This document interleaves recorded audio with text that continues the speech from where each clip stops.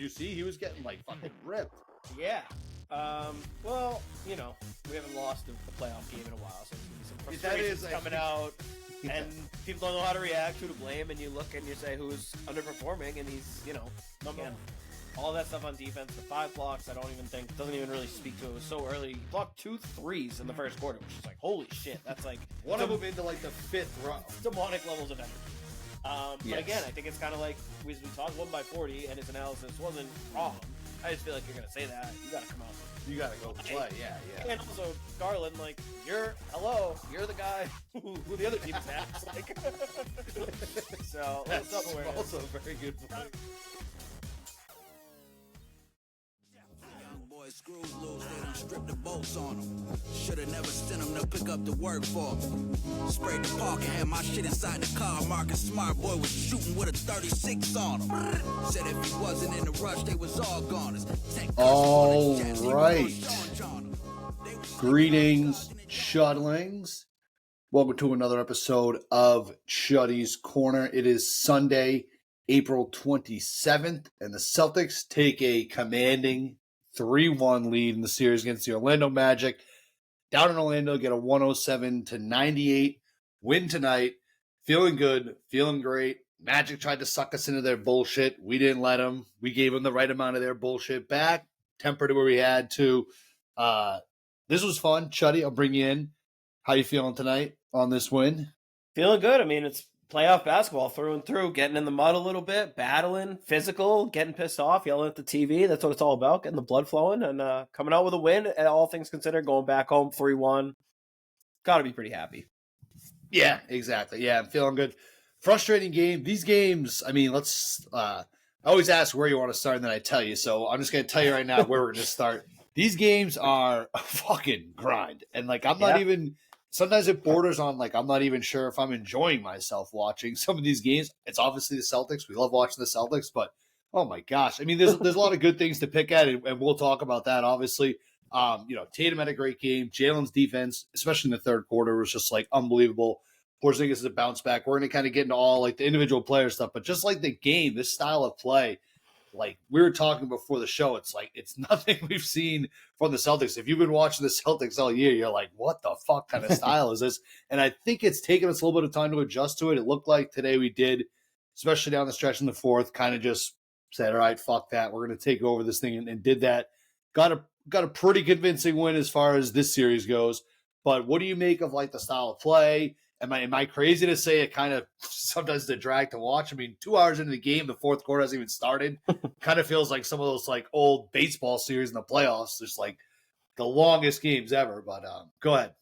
Yeah, and I mean, I think that's kind of the equalizer for the Magic. It's almost like one of those NCAA tournament games where you got a 1 seed against some mid-major, and you could tell they're just, using all 30 seconds of the shot clock. Then they're pressing on the other end. They're doing everything they can take to just slow the game down, stop the game, not let there be any flow, because it's they know if the big juggernaut blue blood school gets going in open floor for 4 minutes without a whistle, they're fucked.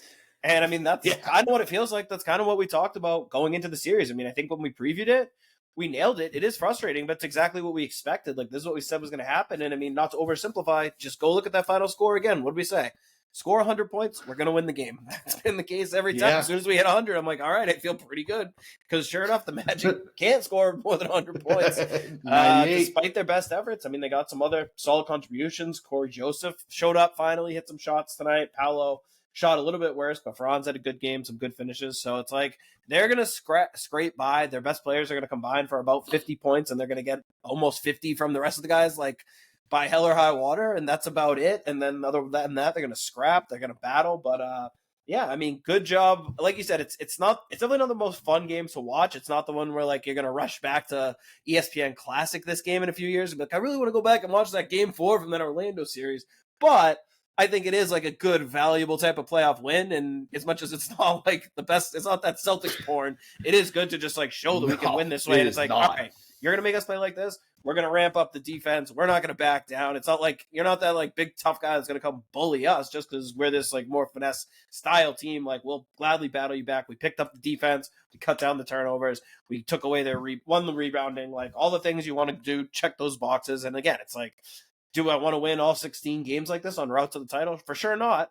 But whoever we No, play, no. we're not going to see defense like this from the Knicks in the next round, any of these other teams, whatever. So it's cool to see the Magic. Getting out of the way early. I mean, the Yeah, Magic are they're the second best defense throughout the throughout the league. It's in not the just East. like second best now. Yeah, best in the East. So they're mucking it up. You're right about as far as the Celtics porn goes. 31 3-point attempts, only 9 of those, 9 for 31 for the Celtics tonight, which is pretty low, and it's just like disgusting. Yeah. It is pretty crazy. Super impressive by Orlando. Yes, well, Scal did a good job pointing it out too, where it's like they're not doing what every other team does against us, which is collapse everyone around Tatum. So it's kind of interesting to see. Like, it almost worries me that this is like there's tape of this, because it is interesting. I don't know if every team has the ability to do it. I mean, that's obviously, if every team could do it, they would do it the same way we say with the Celtics. If every team could make threes and generate shots like we do, they would do it. It's not like everyone can just do it.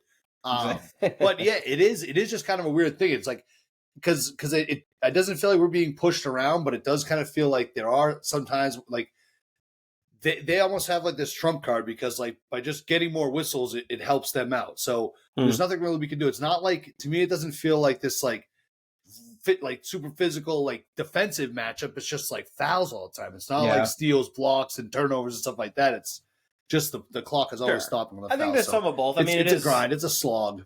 Yeah, it's definitely, I think, really physical too, and I think that's partially the way they play. And I think a lot of teams have tried to say they're going to take away the threes, but it's like, okay, are you really going to do it? And the Magic really commit to it. And again, it's like you want the Celtics to just realize that's how they're playing and be like, go, go, go, both the Jays practice. And they finally did, and I feel like that's when we got going. And again, if you factor in pace, 107 points is really not bad at all against this defense. Played pretty well. We're just getting it from such a different way. So yeah, we made 9 threes, but we made 30 free throws. So some insanely good free throw shooting. Which is different, very different both of the Jays. But I mean, that's, again, we talk all the time about what makes the Celtics offense great. Take what the defense give you. Usually that's Tatum drawing 2 guys, kicking out for threes. They're three, it's a 3 parade usually, because that's usually what the defense gives us. Because again, most teams aren't just going to sit there and let Tatum and Brown destroy them one-on-one all night. The Magic are willing to, credit to them. And they have, again, the personnel. They have a lot of really good defenders, a lot of really tough physical defenders, and a lot of length.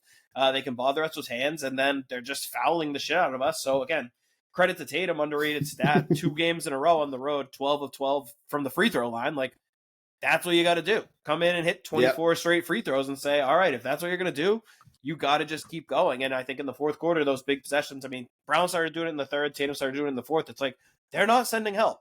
Go all the way. You're going to finish. You're going to get a really good mid-range look, or you're going to get fouled every single time. It's not pretty. It's not necessarily even fun, like you said, but it's like, that's what the playoffs are. It's a battle. And you got to pick at whatever is there to be picked at. Who cares that's what about all that? they're giving us to pick at. So just pick at it over and over again. And we did it, to our credit. Yeah, no, they absolutely took advantage, and honestly, credit to the Celtics too, because I know I've said this definitely earlier in the year about the Celtics with the free throws. It always felt like a problem to me. 30 of 32 tonight. They made almost all but 2 of their free throws. Gotta give them credit. Yeah. Oh, credit. Credit is given. Consider it given. I hope it's accepted. Once it's accepted, once it's sent, 2-day delivery. It'll get there. Yeah. All right. Yeah. Anything else? Just like on like the style of the game or anything? Or do you want to kind of look at some of the individual? Because there's a bunch of guys just had great games we can get into. Well, I think another thing that's frustrating too that contributed to the style tonight. The first thing I had in my entire notes, the second I turned on the game, first thing I hear is the crew. Mark Davis, Tyler Ford, officiating. I'm like, well, this game's gonna fucking suck, and it did. Yeah. And again, it's just annoying to watch these games be so inconsistent. Let them get, 1 second it's like they're pushing each other around playing rugby out there. The next second, like there's a tiny bump on a drive that it doesn't even affect the play, and you're calling it a foul. Just give me some damn consistency. There's so many bizarre calls, so many things that I feel like contributed to it. And again, at the end of the day, they're going about 50-50, but it just still feels like even getting into that situation and dragging the game on like that is favoring the Magic. It just always is going to favor. Right. That's what I was saying. Yeah, team. They just have. Right, exactly. They just have this almost like there's like 3 ways that things can go. Like the Magic just play really good defense on us and stop us, or they get fouls, or we just break their defense. So it's like they almost have like a 60%, 66% chance of, I don't know, this is weird math I'm doing. But it's like, they just, the odds are in their favor if stopping, slowing down the clock and always getting fouls is just going to benefit them. And you said there's no consistency. It's very strange, very weird. And that crew's just terrible. And every time they talked, every time they delivered like a challenge, they explained it like more confusing. And you expect them to say the wrong thing, basically. Yeah, like the ref on like the Tatum one was like there was like contact, no minimal contact on his hand, but then there was illegally contact. Right. It's like what? What does that mean? It's ridiculous. Fucking jackasses. That's bad. Yeah. Bad crew. Really bad crew. Rough crew. But yeah, I think that's kind of thing that's just going to benefit the Magic. So I'm glad that we got through that game today with that crew, because that could have definitely been something for them. Yeah.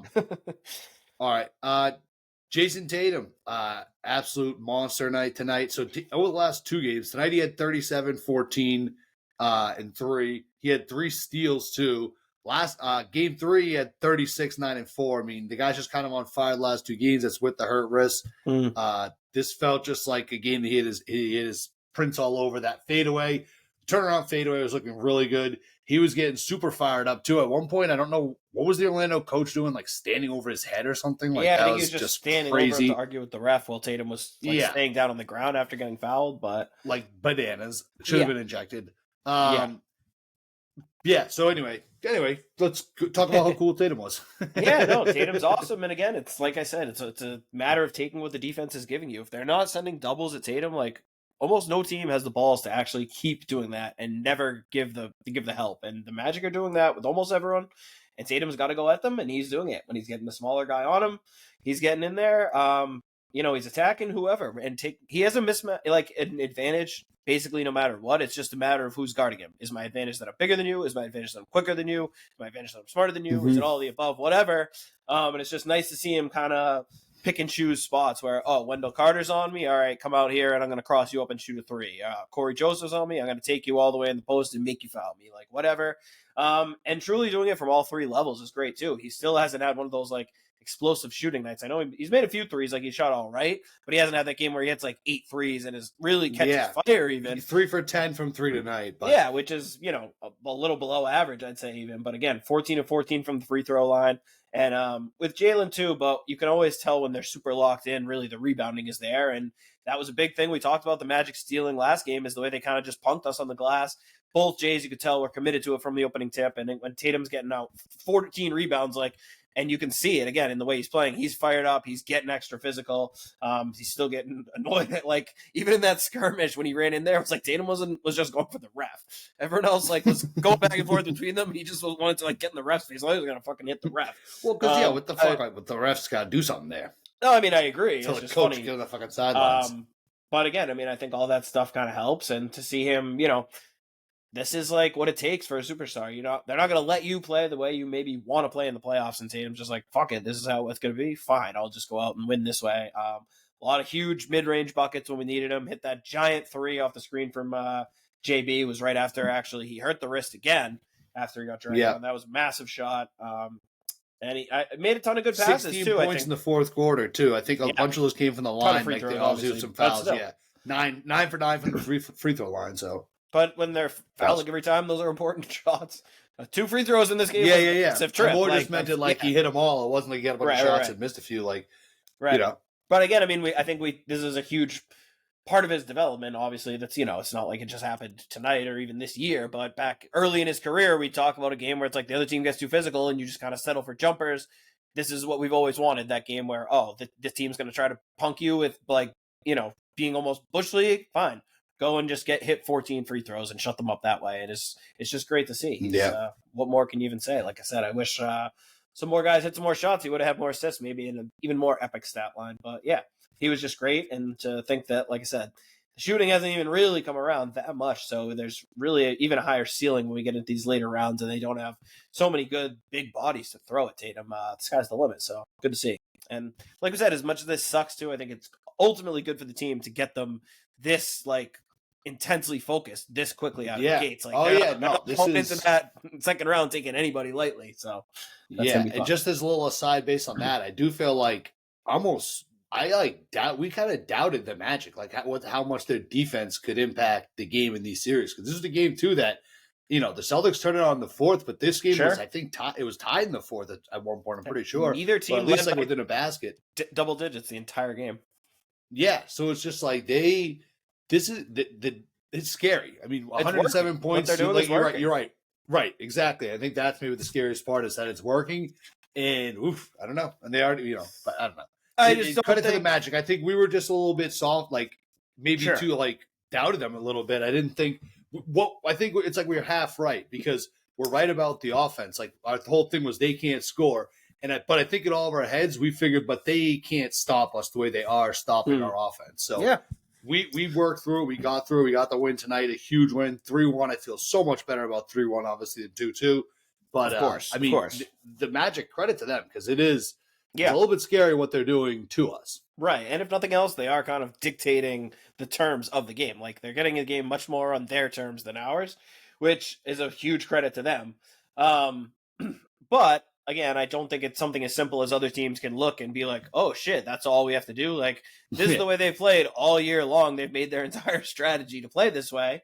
And it's, gotten them pretty far they're still probably going to lose 4-1 in the first round. We've talked about, there's changes to be made, but a really promising young team. A lot of it is due to, again, the way they play, how hard they play, that they've been doing it all year and that they have the personnel to do it. I think if, I said, other teams are going to try to say, yeah, we'll do that. Like, it's just not going to work. But it doesn't really work yet because they have a lot of lineups they can roll out there that don't really have that one particular player. I know when they have like Cole Anthony out there and stuff like that, there is some guys that you can sort of pick on. Who's the other guy that was out there kind of later on in the game? Caleb Houston, maybe?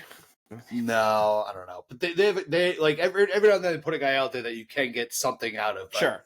But for the most part, they don't. You mentioned it earlier in the podcast, the length, everything that they have. So, anyway, yeah, enough talking about how great the Magic are, although I'm impressed. We'll say that for the end of the series. Of the series. Sure. I think Jaylen... I'd like to see what they could do against some of these other teams. So it's like, I think the Magic are probably about equal footing, I would say, almost to the Pistons. But just their seasons played out so much differently, and so much differently in terms of expectations, that everyone feels so much better about the Pistons. But I think they're probably actually pretty even team. Do you think there's anyone else in the first round that who else in the first round do you think the Magic could beat? Well, I mean, they're way better than the Heat, obviously.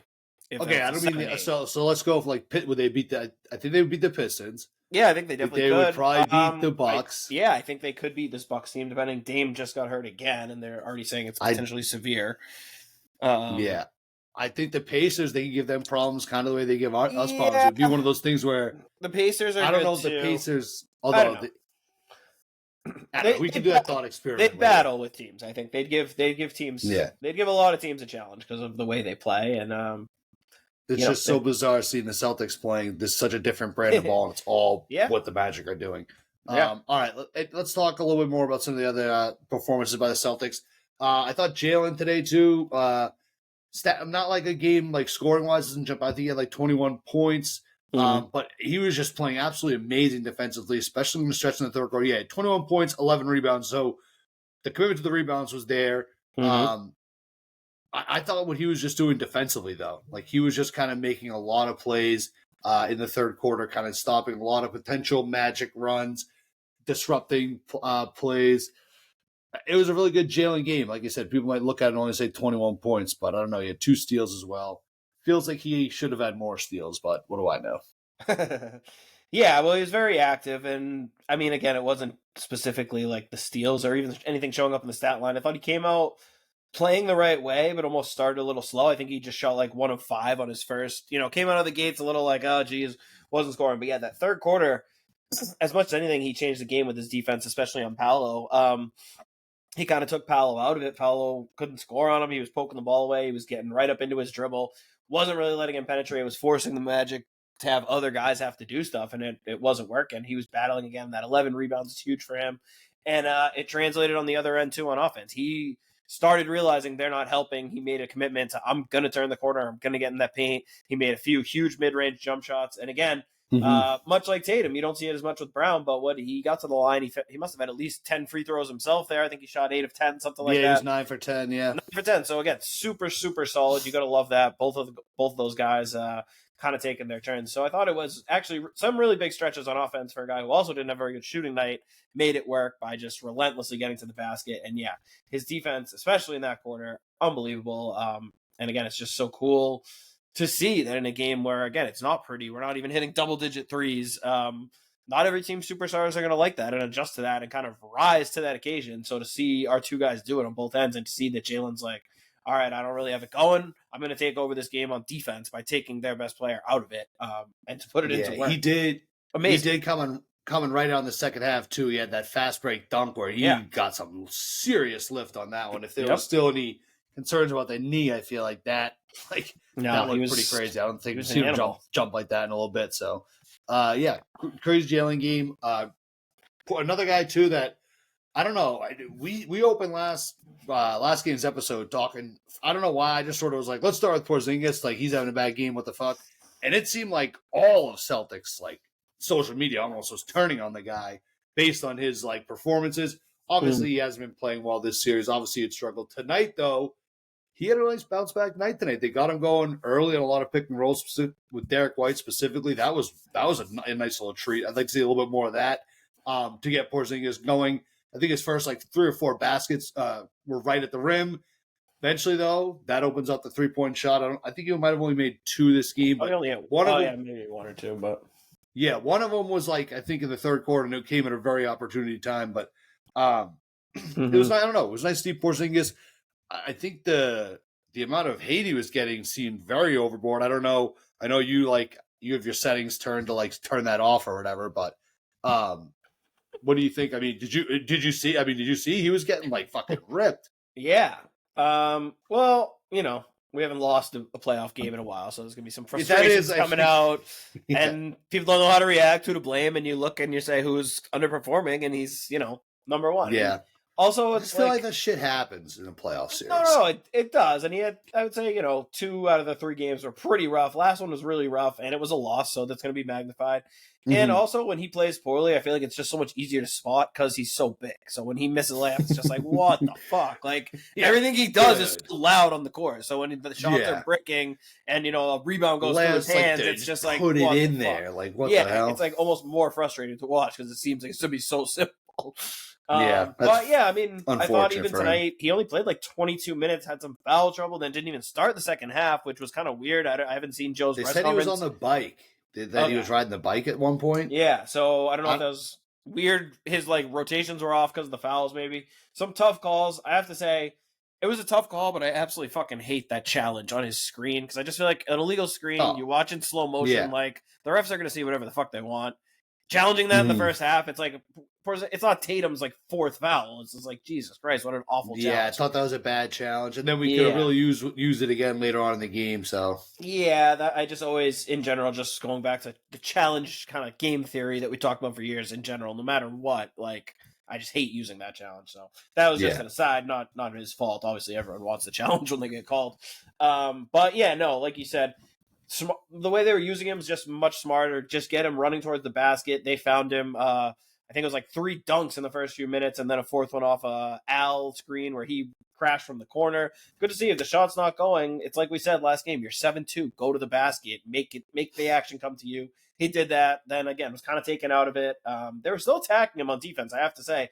That's where Paolo got going a lot, was when he could get Porzingis on him, because he can get into a real comfortable jump shot off his dribble. So that was hurting us a little bit. They were trying to mess with that. And then the other thing, huge shout out to Porzingis, that play. I think they had come all the way back and tied it out of the timeout. One of the biggest plays in the game with 4 minutes left. It was foul. That double foul. Well, it was the and one, yeah, but it was just a beautiful play to get him off those 2 screens. They thought he was going to the ball, cut back door. Tatum hit him. It should have been an alley-oop. I think he maybe got stuffed by the rim, but then put back his own miss and won up 3, and that was kind of they didn't get tie. I don't think they tied it up again after that, so that kind of put it away. So, yeah, like we said, it's not like we need Porzingis to go out and score 30 points a night, but it's just there's going to be some stretches where we need you to carry us on the offense, and we need your rim protection when you're out there on defense. And I thought tonight was just a really good blend of that, where it's he's not a perfect player, and, we just want to see him take advantage where there's advantages to be gained, and I thought he did a much better job of that tonight. So he can still play better. Yeah, I do. I kind of agree with you. Just get it to him down low. Have him run more pick and rolls, running towards the basket. Because to me, the Magic are clear. They're not his unlocking for our offense is stretching the floor like that. But the Magic seem perfectly fine with us just having 4 guys standing around the 3-point line and just staying right in front of them and not moving into the paint. So Tough give it to him in the matchup, paint because I think with him, like Tatum, yeah, you might be able to avoid a double team on him, but I feel like if Porzingis is in there kind of like right at the rim, that always kind of just drags people in more because you got the big 7-foot fucker out there. So yeah, I don't know. I think they need to get him in that kind of stuff more, and then maybe he only ends up shooting 2 or 3 threes a game, but I think he'll hit 1 or 2 more of those because he's making those shots down in the paint. Yeah, that's my theory. No, 100% true. And it's all matchup based. Next round, we're going to play the Knicks. He could get 10 threes a game, and it's going to look completely different. Saying, exactly. It's going to be completely different. That's what I'm saying. I think what he does for our offense is like our offense isn't that because of what the Magic are doing. So it just kind of puts him in this awkward spot where it's like, okay, well, I guess I'll just go back to being this like center type thing. I don't know.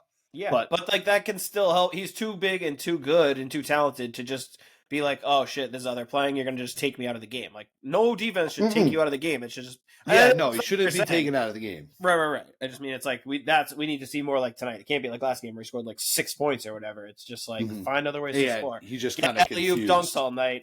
Be there. Be that threat for like I said. If they're not double teaming and they're gonna do the switching, do all the shit, draw fouls, dunk the ball, get rebounds, block shots, whatever. And for the most part, he did that. So.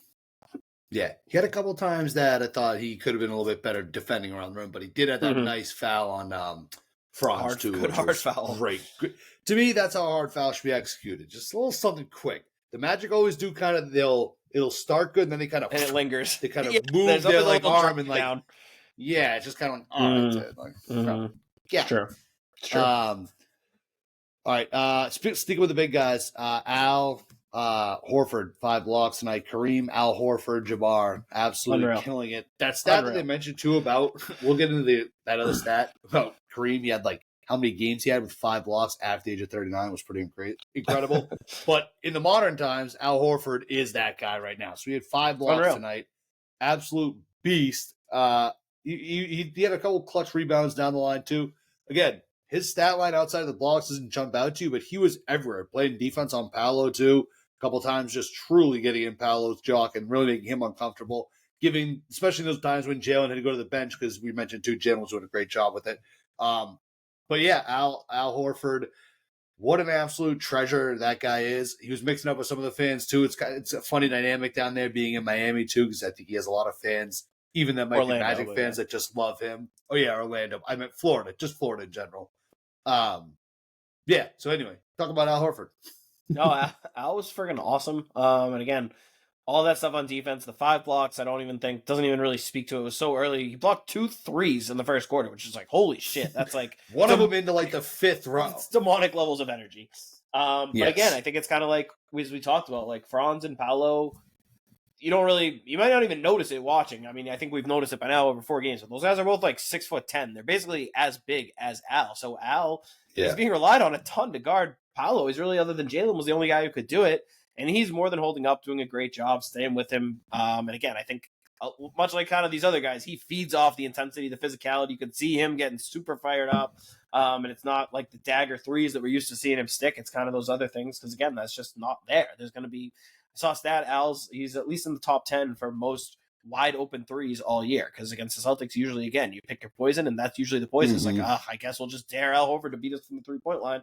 Not the Magic, and he's happily adjusted. He's gone down on the block. Another guy who's like, he's kind of a finesse player. Not this series. He's banging down on the boards.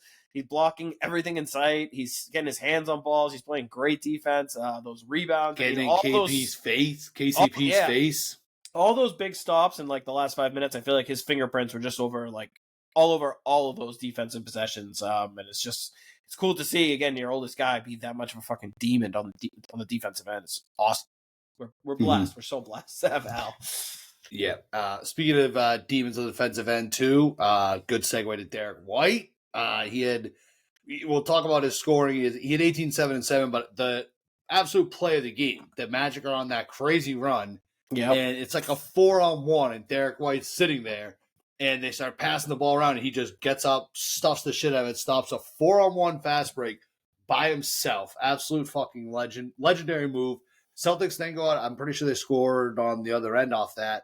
And that kind of, again, turned it around. It was a 10-0 Magic run. It happened quickly. It was one of those weird moments where the Magic were kind of pushing the pace, and it was working well for them. Derek, and then to add that on, he has 18, 7, and 7. He's got at least 16 points in every single game of the series so far.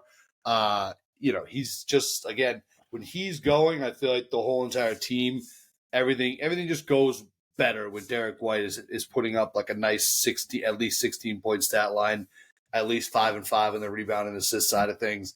And then again, the one monster block we talked about. I mean, that's like a highlight reel, like championship DVD moment. That block, that was so sick.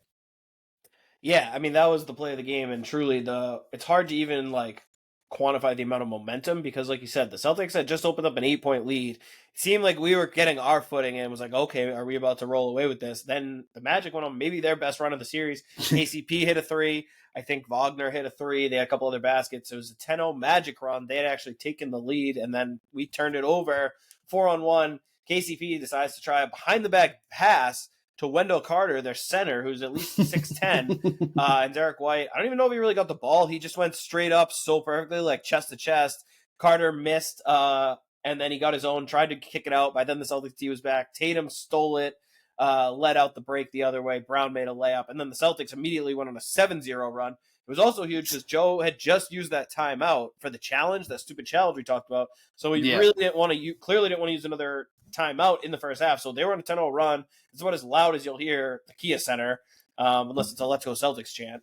And it was like everything you would want to see, like this would be the time to use the timeout. So to see them obviously not only not use a timeout, but to battle through it and kind of create their own almost massive shift in momentum. Again, thanks to Derek White. That play really deserved its own like segment. I had it written down. It was Jaylen's defense in the third, but that play, like, who knows if he doesn't make that play, because then it's a 14-0 run, I think. They'd be up 4. Yeah. And they had as much momentum, like I said, as they can possibly get. And then that place immediately was just silenced, and it was right back to, like, us having momentum. It took 2 seconds. It happened so fast. And to Derek White. Because, again, other than that, his stats were there by the end, but I really didn't think he had a great game. I thought he's been struggling to get it going shooting, which is weird. He hit a couple in the fourth quarter, as he always does, luckily, but he missed 2 or 3 of the best looks you'll ever see when the Celtics were actually coming right out really in the third well. quarter. Yeah, and generated 2 awesome wide open threes that he just like never misses. Missed both those rows, just like holy shit, you don't see that. But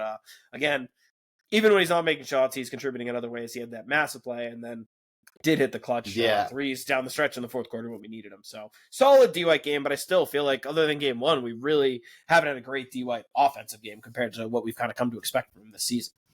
Mm-hmm. They over 16 points in every game so far. Yeah, that's good, but again, I'm expecting over 20 in at least 2 or 3. Like true. Fair. I mean, those first 2 threes, I had the indigestion gift going on the Chuddy account. So there you go. All right. I have a couple I have a couple of just like small little things. It looks like Hauser was looking a little bit back, hit to his first 2 threes early. He didn't do a whole lot. I don't think he did anything else scoring the rest of the game. But again, to me, him coming in and hitting 2 threes at any point in the game that's like a plus for Hauser. I think he had one of the highest plus minus on the team too. Pritchard too, not a great offensive night at all. But he was absolutely being a beast on defense. He was putting the clamps on Paolo early in the game and Franz down the stretch. Like down the stretch, they had Peyton Pritchard taking Franz at the top of the key, and he was absolutely holding his own. It was very impressive. So shout out to those 2 guys. I think 2 guys that have struggled a little bit, but looked pretty good. I wouldn't even, struggled maybe isn't fair, but I would also even lump in Luke Cornett. It was really, that was our bench tonight, with obviously no Drew Holiday again, and you won't know it by looking at the stat sheet, and I'm sure you'll even see some people, maybe you didn't watch the game closely or just want to have a take, they'll look right at it and say that the Celtics, you mentioned Sam hit 2 threes. That was it. They had 6 bench points, I'm pretty sure, the entire night, which for us, that's crazy. But like you said, I feel like they all impacted the game in other ways. Hauser had the 2 threes, but honestly, before that, he had like 3 Tommy points. I think he dove for 2 loose balls. He knocked the ball away. He came back and I think blocked the shot. Was also holding his own on Franz and Paolo. Peyton, as soon as he came in, it was like the pace picked up and the Celtics started to go around because we were down 18-10. I think in that first quarter they had a nice little lead. He came in and we finished that quarter with 31 points. That was like our best stretch of offense when those 3 guys came in there. And again, it was just Luke keeping everything alive on the glass, Hauser running off people for getting his looks and playing good defense, and Pritchard just pushing the tempo and being savages. So again, a little concerning to only score 6 points for an entire bench unit. But Especially again, that bench unit. Right. I think I chalk it more up to the Magic, to the matchups, to this kind of series.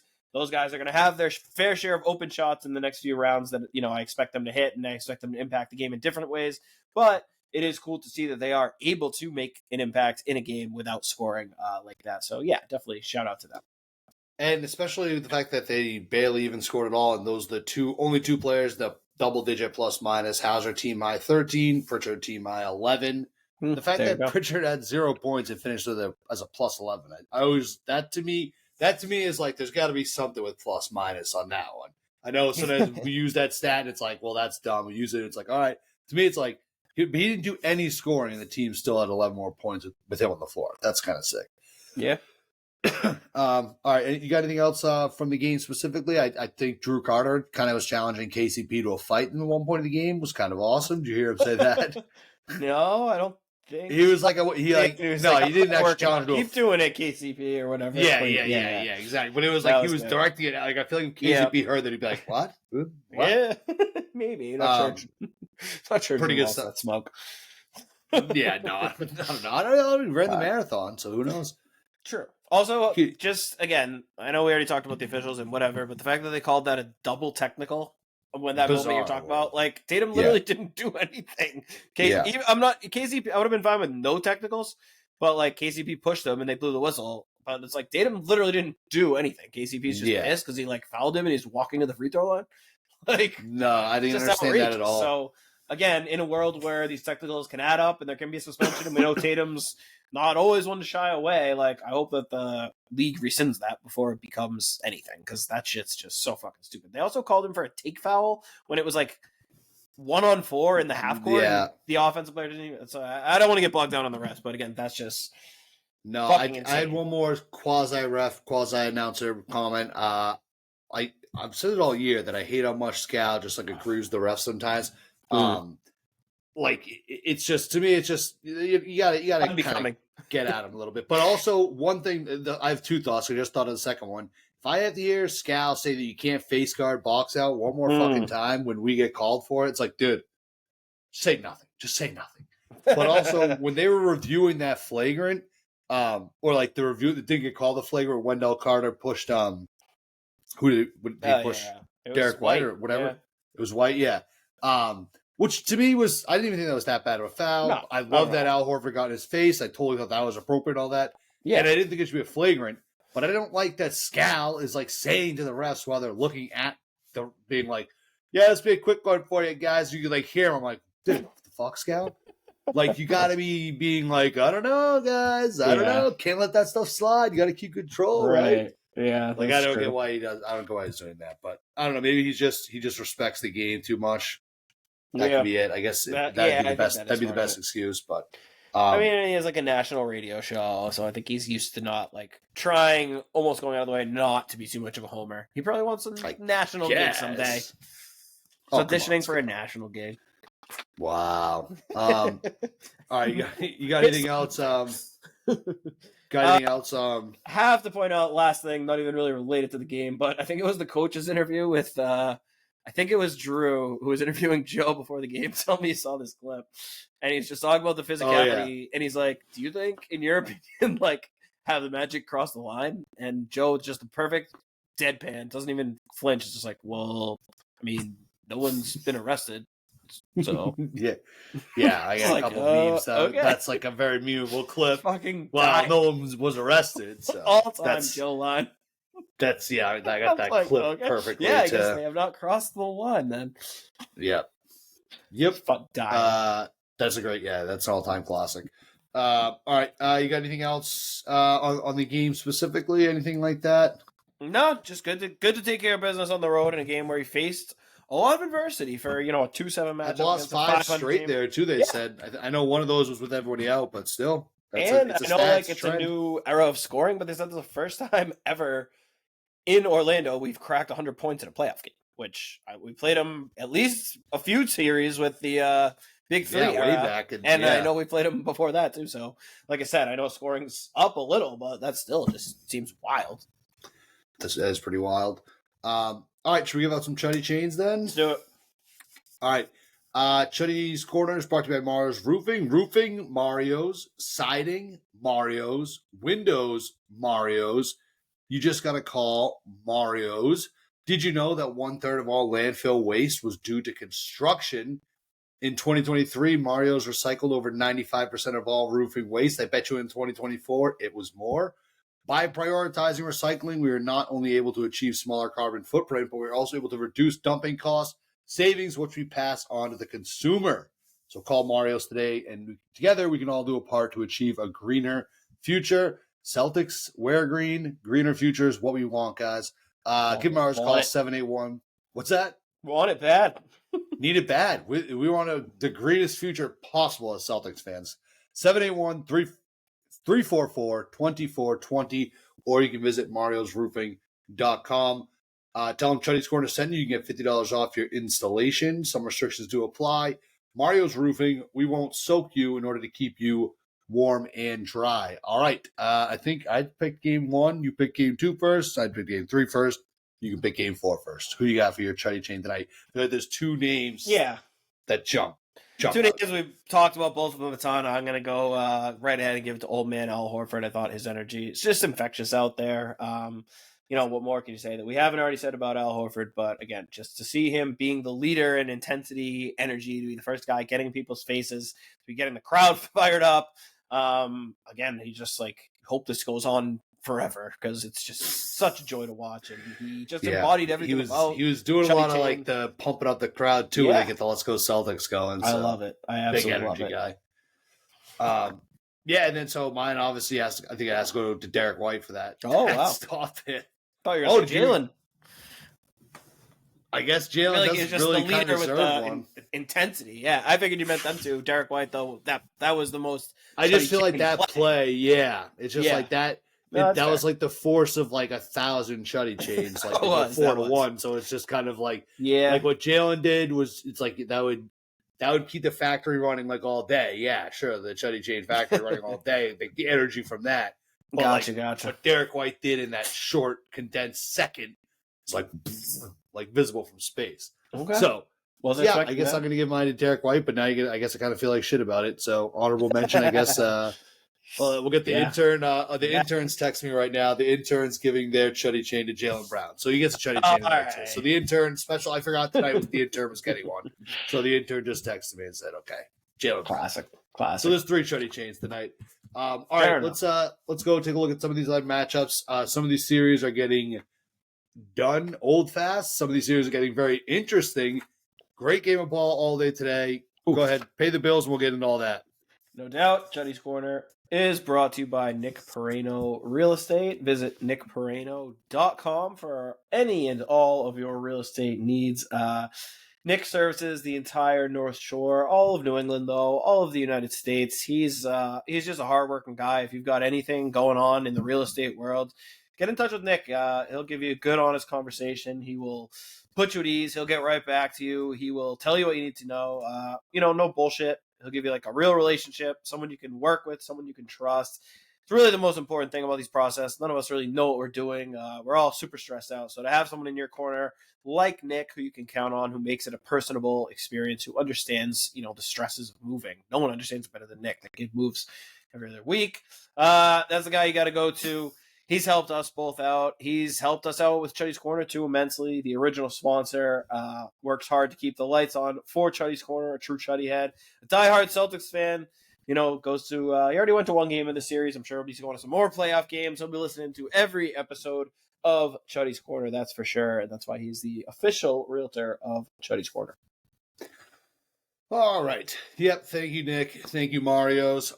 Okay.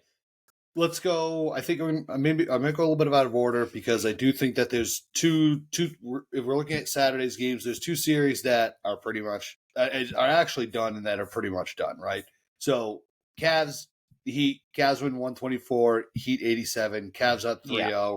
I don't think we need to spend a whole lot of time on that series or that match, that game. Embarrassing showing by the Heat honestly. Dead.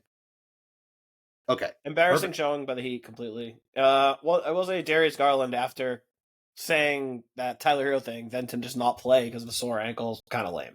Hold on. Tell me more about that to anyone or explain that to anyone who might not know it. They asked him what they have to do on offense. And he said, just keep attacking Tyler Hero. Basically, that was just his answer to like what they need to do on offense. And then he just didn't play game 3 because he had like a sore foot or something. So obviously they didn't miss him. They still won by 40, and his analysis wasn't wrong. I just feel like you're going to say that. You got to come out. You got to go play. Yeah. And also, Garland, like, you're the guy who the other team attacks. Like, so, a little self-awareness. Also a very good point. Kind of an outlook there. Whatever. But, again, the Cavs still won by 40, and just Bam and Hero were completely emasculated in that one. So, we'll see if they can come out, get a gentleman's sweep. I hope they do, just because, again, we're probably going to play the Cavs eventually. I don't want them getting too much rest. So, it would be nice if the Heat could at least make them play one more game. But I'm not counting on it. All right. And then the other game, the Thunder 117, the Grizzlies 115.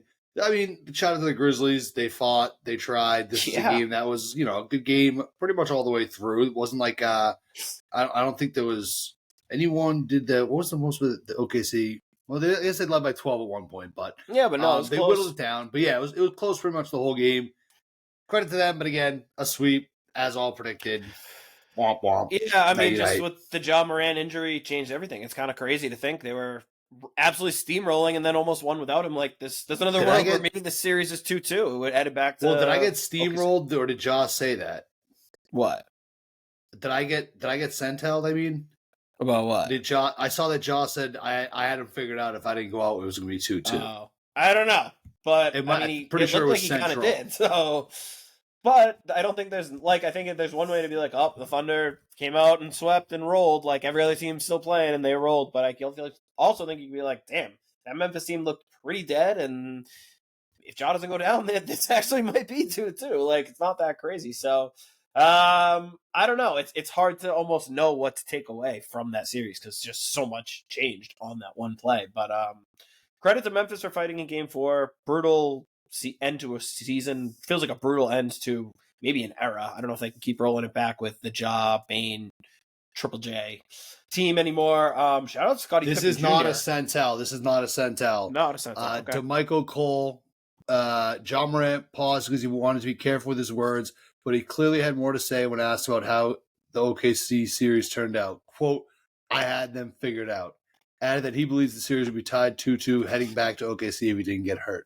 And that's DeMichael Cole, a Memphis kid living a dream for Memphis News, Memphis Grizzlies beat reporter. Lockdown Grizz co-host. Locked On Grizz. I love listening to Locked On around the sphere. Anyway. Yeah. So anyway, I think that's, again, probably spending more time than we need to on that matchup or anything anyway. So no, but I think it is interesting than a typical sweep because just such a wild swing. Yeah. Yeah. I do feel like a hip injury, missing the game. What the fuck? Just play. But I think it was a pretty serious injury, unfortunately, but I don't know. Well, we'll see. If it was, then I was just riffing. Naturally. I was just joshing. All right. Rockets, Warriors. So that game goes to Golden State takes the 2-1 lead to take back home court advantage. They beat the Rockets 104-93. I saw someone had a tweet, and this is kind of similar to what we've sort of been saying. It's like the Rockets are watching the Rockets is like it's like a team that's missing their best player, who lost their best player. Mm-hmm. It's like they're playing hard, they're playing, and that's what we've kind of said. They're just kind of like one piece away. And it's not that go-to guy on offense. Yeah, and this was no Jimmy Butler too. Steph Curry had a great game. Yeah. What's going on here? I mean, that's it. They couldn't contain Steph. Rockets? There's definitely hope for the Rockets, but it's just so much. They're just relying on such unreliable sources of offense, and you've seen it up and down. I mean, Game 1 and Game 3, Jalen Green was an absolute disaster, and the Rockets couldn't score nearly enough points to keep up. Game 2, Jalen Green came out, scored 36 points or something, and the Rockets smoked them and scored a ton of points. So, again, you're relying on Jalen Green, who's not reliable. You're relying on Fred VanVleet, who's he's good, but he can't be your main source of offense. Sengun, it's tough. They got Draymond and guys like that to throw at him. It's a tough matchup. He didn't have a very good game last time either. He likes those kinds of matchups, Draymond, too. Yeah. So, again, it's really, they have so many good players, but they don't have any one guy who, when the game slows down in a playoff setting, it's like, who's going to steady you and get you good looks on offense? And they just don't have a guy who can consistently do that. And it's going to be interesting with them to see, too, because Ime's been hesitant to go away from Jalen Green, even when he struggled. I thought maybe in the playoffs he might have a shorter leash for him. But unfortunately, it feels like the team just kind of goes as he goes, because it's like, if you're going to bench him, all right, then you're going to go with 5 guys who may be, good at defense and some things, but you just have nobody to like create offense. So it's like they're so reliant on offensive rebounds, on turnovers and transition and things that just, again, in the playoffs, it's just hard to rely on. So the Warriors are struggling too, because without Jimmy outside of Steph, it's tough, and the Rockets defense is amazing, and they do win on those margins. So I definitely don't think this is over. I mean, that was a winnable game last night. They had a few stretches where they made it close. They just couldn't string together stops and scores. Big one, obviously in the bag. But I mean, if they can make it 2-2, then it's a best of 3 series, and they have home court advantage. So definitely not over. But they gotta figure out a way to score points more consistently, whether Butler's in there or not. I think it's almost more about the Rockets' offense at this point. All right, yeah, we'll see. Again, I want the Rockets so bad, but for everything you just said, I just don't know if they got it. And then the last game from yesterday, Nuggets 101, Clippers 99. Very exciting game, very controversial finish. I'll be honest. So if anyone didn't see it, Jokic kind of heaved up this shot that didn't go in, but Aaron Gordon grabbed it, dunked it in there, like literally as close to the buzzer as you could be. I saw a few clips at first, and I was like, that wasn't good. Eventually, I saw, apparently this Hawkeye cam the NBA has been busting out in some of these playoff games. Saw it tonight. Unreal. Yeah, unreal. Hawkeye. Shout out to Hawkeye. Saved the day in multiple games in the last 24 hours. Yeah, shout out to Hawkeye. I mean, we'll learn more about that technology later.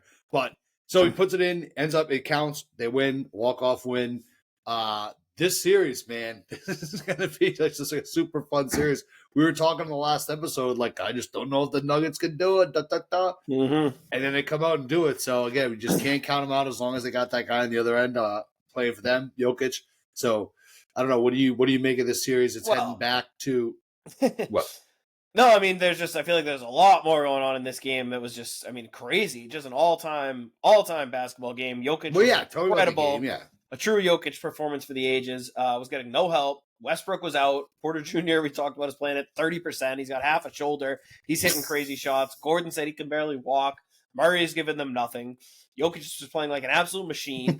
They're going to no bench. You're just wondering, are these guys ever going to wear out? Finally, they do, and it's the Clippers in the fourth quarter. They finally make the adjustment. They say we can't play Chris Dunn anymore because the Nuggets were just treating Dunn like Ben Simmons, like just pretending he wasn't on the court. And it's funny because Ben Simmons is actually also on the Clippers. But they basically played Dunn off the court by just ignoring him. Dunn couldn't make an open shot. They went to Bogey, who's had a brutal series, and had him just menace people around at the top of the key. They went to his zone. And they walked down a 22-point lead. It was the Nuggets ran out of gas. They couldn't get any good looks once they were swarming Jokic and Murray like that. They couldn't hit a shot. And then that kind of woke up the Clippers offense. When they took Dunn off the court, they basically replaced it with Powell. So Jokic had nowhere to hide. There was nobody to help off. They started generating looks. Suddenly Kawhi's getting it rolling. Harden's making plays. Powell's hitting threes. Again, a 22-point fourth quarter lead. The Nuggets, it looked like everything from their whole long, season of all this crazy stuff that's gone on. It looked like it was literally all completely unraveling at the seams. And this was going to be one of the most brutal losses in franchise history that would send them back demoralized, down 3-1 with half their team hurt. And then Aaron Gordon with literally one of the biggest plays in franchise history, the only ever buzzer-beating dunk in NBA playoff history at the end of a game, which is just kind of cool. And it was just a crazy play. It's always Jokic or Murray, it feels like, in those moments. And for Gordon to be there with, like you said, if you haven't seen this, they did the thing where it's like broken down frame by frame.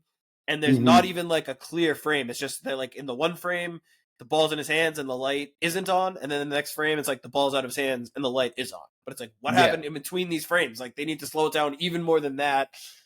I don't know. It's like so there wasn't close, even enough frame. Because I was saying, two people were talking about, like the cameras must be like the Hawkeye cam has a different frame rate than the other one, because there's the one cam that's like straight on where you can see the light like halfway on, then the light fully on, but you can't really see what's going on with his fingers in the rim. Hawkeye cam, like I don't know how you put those two, but yeah, you're right. It's like either a frame is missing or that camera doesn't have it, because it does go from not on all with it in his hands to on with it out of his hands. So I feel like they had to call it the way they did. Like I don't whatever feel they called, awesome about it, but I feel like they did like the best they could given that situation. It had to stand. They had to call it good. They did, and amazing win. And like you said, now it's 2-2. It's best of 3. Denver has home court back, and they've got Nikola Jokic, but every single other thing points at the Clippers. It feels like they really finally figured something out, and they got to be kicking themselves because they could have won all 4 of these games. It feels like they're dominating this series, and it's 2-2. Yeah.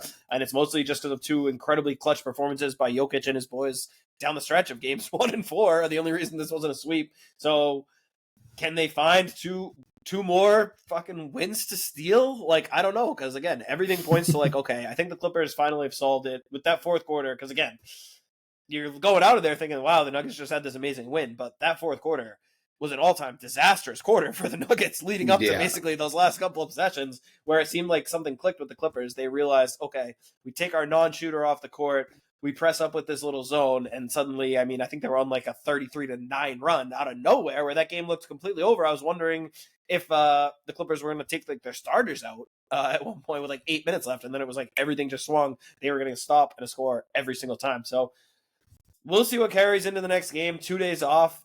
It's a chess match. It's a battle. I can't wait. It's Tuesday night, so we're either have to record real quick or real late because I want to watch that. All right, let's. So the early games today, two absolutely great games today. Yeah. First one, Knicks, Pistons. Knicks get the 3-1 lead. They win 94-93. This one also ending in a lot of controversy, a lot of contact on a final 3-point shot by the Pistons. Yeah. Does not get called on the floor. Immediately the ref's like, oh yeah, I fucked that up in the press school or whatever. Fuck, that sucks. Because to me, I don't know how the fuck they missed that call. Yeah, it looked like one of those ones you get him to bite on the pump fake, you get him in the air, you go right up. Usually that's a call every single time. It was kind of like a weird angle where you like hit his shoulder. So like the overhead view, you saw there was much more contact better. Really, really tough no call. Really tough no call, obviously. But again, it's just like the same story. The Pistons just can't close these games out. Another one where it felt like they had it. They did such a good job of coming back. They had all the momentum in the fourth quarter, and just I hate him so much. I hate to do it, but you have to tip your cap to Brunson and Cat. Just unbelievable shot making down the stretch. Brunson came back from that ankle injury, couldn't be stopped. The Knicks couldn't do anything on offense. Came in, he immediately scored like 12 points, and then Towns, the 2 threes at the end of the shot clock buzzer, and then that shot, the fall away almost over the backboard. 3 of just like the toughest fucking clutch shots you'll ever see. He's such a weird player. Like how I have no faith in to hit those shots at all. Yeah. But like again, I just have no choice but to tip my cap. Like you can be mad about that last call. You can be mad about I think a lot of things, but the Pistons again, kind of like the Nuggets situation. The Pistons easily could have swept this series, and instead they're down 3-1, and that's unfortunately kind of just what I thought was the case. You got just a young, inexperienced team. And yeah, they just can't close these games out, which really sucks because those games are a ton of fun. That series has been so fun. I mean, that game today was so much fun to watch. I just wish it was 2-2. It feels like it's over, and it feels like it deserves to be 2-2. And the Pistons have played well enough, but the fans do deserve a 2 out of 3. Best 2 out of 3 series. Those teams. It's too bad, but they're just not. They're not quite ready. They're really not. You can tell, especially some of those late moments. So too bad. I hope they can steal one in New York, send it back, but. All right. And the other game, we had the Timberwolves 116, Lakers 113. This is a great lineup of games. Yeah, this is awesome. Lakers built themselves up a nice lead in the second half, and then just kind of lost in the fourth. They got outscored 32-19 in the fourth. Anthony Edwards had an absolute monster game too. He had he finished with 43, 9 and 6. Yep, great defense. I saw like a compilation of him just like literally like bullying LeBron. It was crazy. I've never seen LeBron just be getting like pushed around like that, and then without like flopping or getting a call or whatever. And he was definitely getting his head. LeBron had 0 fourth quarter points, I believe. I'm seeing this correctly. Yeah.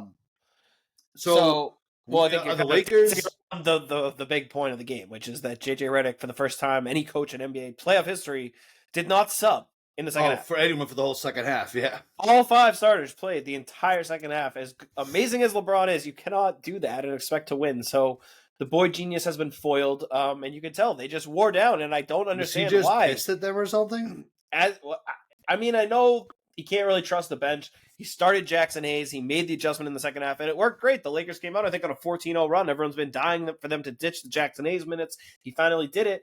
Okay, but you got to make some subs. You can't just play all these guys. Luka, we know he's not exactly an Adonis when it comes to being in shape. LeBron is fucking old as shit. Like, and, like, what are you doing? Isn't he the first they ran out of coach gas. to ever do that in the playoffs? Yeah. That you just said? Yeah, exactly. It's the first time ever. So I mean, you're not going to get the best version of those players. You got to steal 2-3 minutes just so they have something It's left in the tank. way more fun to just say LeBron scored 0 points in the fourth quarter, though. For sure. But I mean, he had an amazing game. He had that. If we're that being block. you're talking like a national podcast host right now. I mean, that block he had on we're DiVincenzo's layup was incredible. Yeah. And really, I mean, I'd rather give credit to the Timberwolves because, again, you and I in this series, we both wanted them to win, but coming in, I just didn't really trust the ancillary pieces. They've been fucking amazing. Julius Randle, this is the best basketball I've ever seen him play in my life. I didn't know he was up to this challenge 7 and 3 tonight. on defense. But it's the defense to me. The defense and the toughness he's playing on LeBron. Like, he's just going toe-to-toe with LeBron, guarding him, tiring him out, and, like, winning or at least breaking even in that battle, which if you told me before the series Randle was going to play LeBron almost even, I was like, you're out of your fucking mind. He's done it. Jaden McDaniels is turned into like a scoring threat. We talked about it last show. He's just realizing you're not going to play a center. I'm as tall as anyone on the court. He's going to the basket, scoring huge hoops over and over. He had massive baskets down the stretch for them. And then Naz Reid, they put Naz Reid back in. I don't think he's missed a shot in the fourth quarter of this series. He hit 3 threes, a huge and one. He's another guy who's guarding. He's not known for his defense, but they're putting him out there for Rudy. He's switching on the perimeter. He's holding his own in one-on-ones with Luka. So again, all these guys, the supporting cast, they've just been, obviously Ant had the 43 points. He's making huge plays, but they're making him give up the ball. And these other guys are just making huge plays, and they're helping him get there so that he can have these moments. But you look at that team, and that's the difference. We've got JJ Redick living and dying with 5 guys, and literally dying as they're now down 3-1. With 5 guys he trusts. He basically has 3 guys he trusts. Timberwolves have 8 fucking awesome players. Like, their 3 bench guys who come in are Naz Reid, DiVincenzo, and Alexander Walker. Like, those guys would start for a ton of teams. Solid. And it's just about trust. Again, I think you and I were I kind of believed Edwards would just try to get in a pissing contest with those guys, and he just isn't up for that. He's been amazing. His decision-making, his playmaking, we've talked about. Like, he's not turning the ball over. He's trusting his teammates. And they're rewarding him because they're supporting cast. When you go past the stars, the Timberwolves is so much better. I just didn't think they'd be able to illuminate it this well. Credit to them. Credit to Chris Finch. That was just awesome. I was fired up watching that today. Good for them. Obviously, the series not over, but 3-1. And hey, next round, they're going to get the winner of that Warriors-Rockets matchup. Like, that Timberwolves team might be kind of peaking at the right time. And that frisky, open it up a little bit. Like, never say never. Yeah, so, it's frisky. So do you... I like what I'm seeing from them. It's you impressive. don't think the series is over? I think that's It's not over. I'm not saying any series with LeBron down 3-1. I don't see over. that. I don't see that Lakers team winning 3 games straight. I don't see it. But you got LeBron, you got Luka. I'm not writing them off. Write them off at your own peril. All right, I'll write them off. All right. Face peril. Prepare to face peril. Fuck you, peril. I mean, all right. We'll see. And then we got the last matchup. We got it going on right now.